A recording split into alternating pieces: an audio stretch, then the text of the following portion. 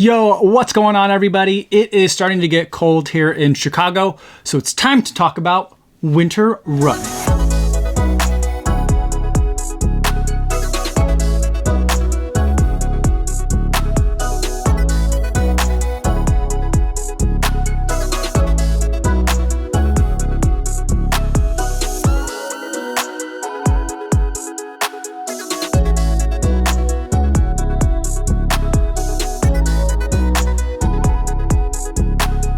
6.69 miles, 8 minutes, 51 seconds per hour, 145 beats per minute today, going for a nice and easy run along the lakefront where temps weren't all that bad in and of themselves, but it was windy out there and that wind is starting to get very, very cold.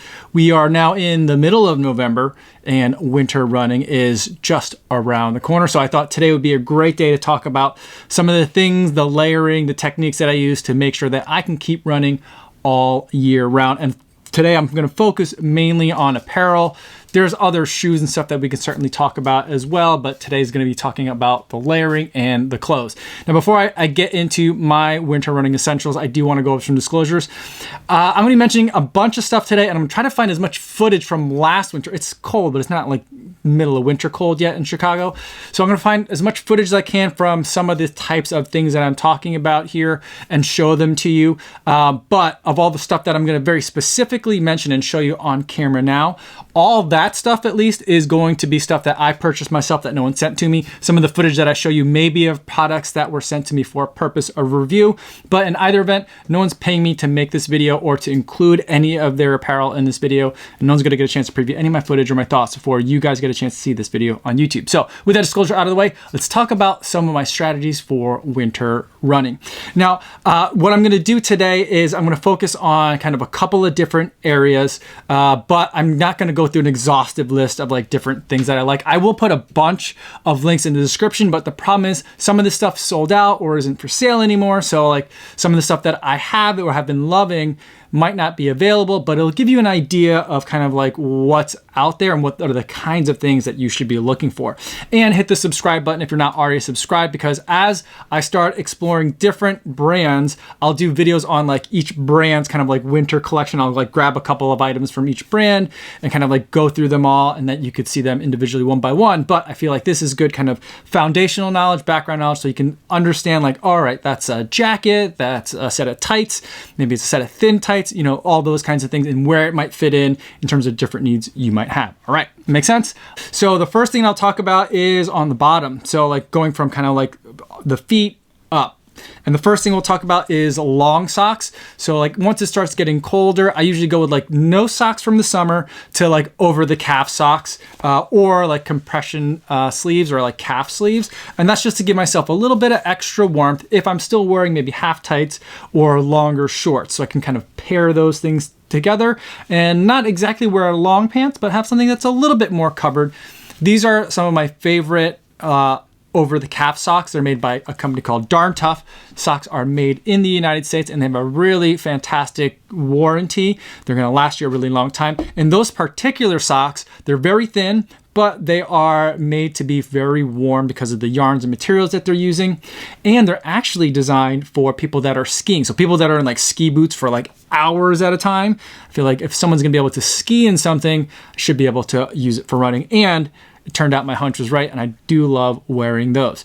Once it gets a little bit colder and I can't wear like shorts and long socks, then I might go to like a very thin set of tights, or full tights. Now with tights, there's kind of like two kinds. There's the kinds that you can wear like just the tights on your bottom, and then there's the other kind that are like there's tights, but they're thin and they're meant to be used as like an underlayer. If we're talking about the thin ones, I'll usually wear those super thin ones with like a pair of like unlined running shorts on top. So that's one way to go. If they're thicker full tights, then you could just wear the full tights, either with a regular sock or a longer sock like these Darn Tough ones that I'm talking about. Once it starts getting even colder than that, where like just like full tights might not be enough, that's when I might start going to like the jogger. The pants are a little bit thicker. They might have a couple more areas where they can protect you from wind or the elements. So that's something that I might look at. And one of the things that is my favorite is this pair of pants from Kraft. They're made out of a nice and stretchy material. They're relatively form-fitting, especially like from like the knee all the way down. And they've got this padded area up front that covers like the lower thigh up past the knee, that helps kind of shield the wind in like what is like one of the more sensitive areas when it comes to running in very cold weather. I love this pair of pants. And when it gets really, really cold, what I can then do is underneath this pair of pants, I can wear like that set of thin tights. So I'll be like doubled up. I'll be like thin tights, tall socks, and then the jogger type pant like these ones from Kraft. Kraft is great because they have a heritage of making apparel not only for runners, but also for cyclists and for cross-country skiers. So you know that they understand being able to move well in the wintertime and getting your exercise in. So that is a brand that I definitely trust for my winter running needs. And on the coldest days, then I might like super layer up. I'll do like the thin tight, then I'll do a pair of shorts on top of the thin tights, and then I will do the jogger style pant like these ones from Kraft. So like that's just a lot of layers. And on those coldest of days, I'm talking like for me, that coldest of days is like sub-zero Fahrenheit temperatures. Getting that area right around the torso and the waist, that's like a critical area to make sure you keep warm, because you want to keep those extremities warm and protected. So that's the way that I normally go about protecting kind of the lower extremities. All right, now let's move to like the top torso and then the arms. So for that, I usually go from a progression of like, singlets in the summer, then short sleeve shirts and long sleeve shirts. We're well past that now. So now we're getting to like, I kind of need like a double layer to go out there as I'm running. So I'll usually have like a short sleeve, like a tech shirt or something that's like more high performance and moisture wicking, and then some sort of pullover or maybe just a long sleeve on top of that. As we start to get even colder still, then might be a long sleeve and the pullover, or then it might be like a long sleeve or short sleeve underneath a winter running jacket. Now, I like winter running specific jackets because they're lightweight and they're designed to not only wick moisture away, but also keep the elements out. So they have to do two things really well, which are kind of like contradictory things, but there's miracles of technology in terms of these fabrics and what they can do that can make that happen. So my favorite absolute jacket is this one from Gore. It's a Gore-Tex jacket. I believe it's one of the Infinium jackets. It is not the cheapest jacket, but there's just so much technology in here and I absolutely love it. I love wearing it. In the worst conditions, that is the jacket that I reach for. The outer shell is waterproof. It's Gore-Tex. But on the inside, they have Gore-Tex's Infinium, which is part of like letting hot air and moisture out. And letting that moisture out is really important in the wintertime because if you get wet or damp, anywhere on your body and there's cold air outside, there's going to be one, evaporative cooling, but also that stuff might then turn around and freeze on you, which I've definitely had that happen before. Not in the Gore-Tex jacket, but I've had it in other materials as well. And so that gets to be really uncomfortable, especially for a longer run. So the Gore-Tex jacket is something that I reach for on like my long run workouts or like my toughest days that I'm out there. For any like easy run where I'm going to be out there for a while, you can kind of go with like whatever you have. You can kind of even run in your regular jacket if you wanted to, because it's usually going to be cold enough. You're not going to get like too super sweaty. So like don't let like not having like a super high tech jacket stop you from winter running. You could just layer up, like you could do like short sleeve, long sleeve, like hoodie, and then like either a vest or jacket on top of that if that's how you need to go. You can kind of figure it out and then start to slowly start adding in these pieces as you're doing more and more winter running. I've been running year round in the Chicago winters for I think 4 or 5 years now. So this is some stuff that I've been collecting like over the years. There's really not any terribly wrong ways to do it. For me, I would always rather overdress a little than underdress a little. A lot of people might recommend the other way, but I get cold really easily, so I just like to stay warm. You do want to be careful a little bit though in terms of like getting super sweaty, because again, that sweat plus the cold winter air is just going to make you really, really cold. So that's what I do for like kind of my upper layer. Now let's talk about the hands. For the hands, I think I put everything right on top of it. The thing that I go from is thin gloves. that I'll wear like in the fall. And I'm usually the first person to put on gloves and then probably the last one to take them off once like the winter's over. But I'll usually go from regular like running gloves, and they're usually made out of like a tech type of material, something that's a little bit stretchy, and they're really great for running. Then once it starts to get a little bit colder than that, I'll go to my running specific mittens. This is another one from Kraft that has a lot of extra padding on the outer layer. I think these might even be made for bikes. I'm not positive, or the bikes or running. It has an extra layer of like insulation on the outside because that's the part that's hitting the wind as you're running or if you're on a bike.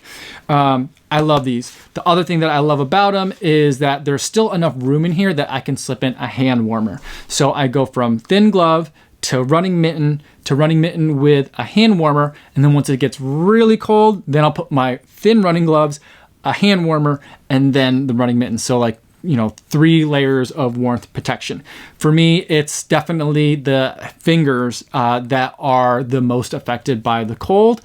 So I need to make sure that I'm extra warm. A lot of you might be different than me and might not need all those layers, but that's kind of like the progression for me. Now let's talk about the head. For the head, usually I'll go from just like wearing a hat or just like a headband or something like that during some of the warmer months. Then once it starts getting colder, I will start wearing like a winter cap. I love a good palm on top of a beanie. My favorite ones are usually the ones that I get like from a race. This is one that I got from the Shamrock Shuffle a couple of years ago. There's nothing particularly special about this in terms of like the technology of the materials. So any winter hat really will do for the kind of winter running that I do. If it's a workout, I might reach for something that is a little bit more running specific, but for the most part, for most of my runs, I'll just wear anything that's kind of fun and gonna keep me warm. If the face is starting to get really cold, that's where a buff comes in really handy. I have so many buffs because in the wintertime, I'll wear just a different one every single day.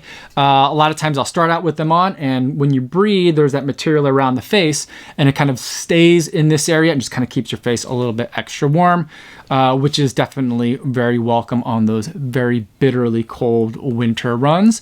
I have some neck gaiters that are like fleece or like fleece line, things like that. And I generally find that it's not really all that necessary. I think just even the thin layer of the buff is usually all that I ever really need, and anything else is usually kind of just too much and it gets too hot and then starts getting real clammy around the neck, and then maybe might eventually freeze then because there's sweat that's collecting in there.